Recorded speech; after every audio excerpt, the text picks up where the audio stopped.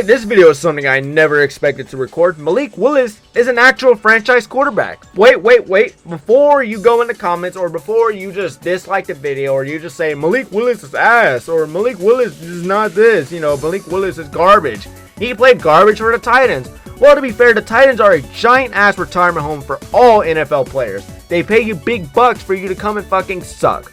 That's the Titans for you. But at least they have one nice uniform. But anyways, yes, the Titans suck dick. Let's keep it a buck. The Titans are horrible. They might be one of the worst teams I've seen. Behind the Panthers, Levis, not a great quarterback. So Willis not doing great in Tennessee was definitely not something a lot of people wrote off. I think a lot of people were expecting it. I don't think you could throw a lot of quarterbacks in Tennessee and they would see success. I think Tennessee is a poverty franchise. But anyways, enough about the tits. Let's go talk right back on Malik Willis. Malik Willis, within the last 2 games, subbing in for Jordan Love, who got injured in the Brazil game because the NFL decides we love money and we don't care if our players get hurt.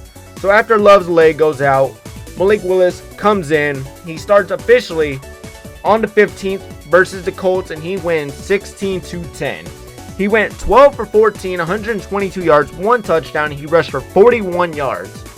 I know what you're thinking. Those stats don't sound as great as it looks on paper. But that's just a start. That's one of his first starting games since 2022 because Levis took over in 23. Willis was never given a moment to shine because they overrode him and they said, well, Willis is, garbage. Why would we continue to start him if he's garbage? So they threw him to the side and Willis completely, I actually thought he already got cut. I didn't think he was really going to get re-signed, but he did. And now he's a backup. But then versus Tennessee, at Tennessee, matter of fact, his old team, the team that threw him to the curb, he bent them over with a built-ass straight whooping.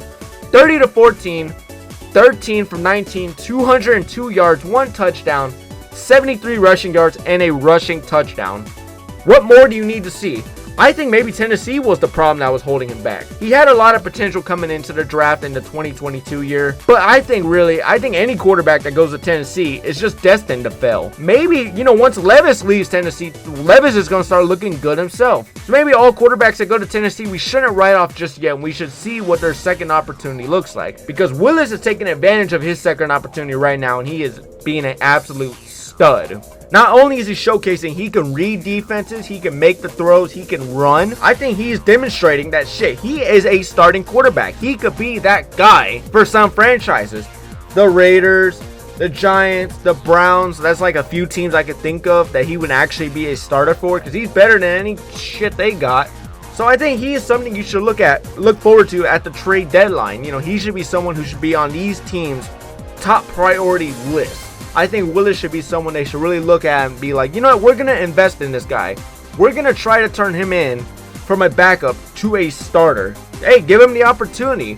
So, look at Darnold, for example. Darnold is killing it because he found the right team. Obviously, the difference between Malik Willis and Sam Darnold is day and night.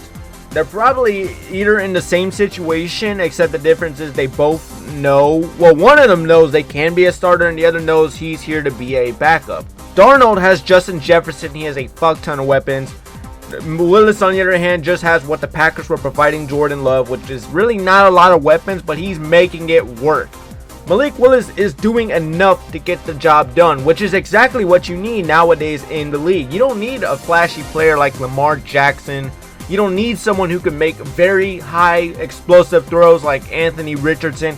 You just need someone who can get the job done, and I think Malik Willis is doing a perfect job at showing he could be that guy just to come in every Sunday and just do what he's supposed to do, and that's win.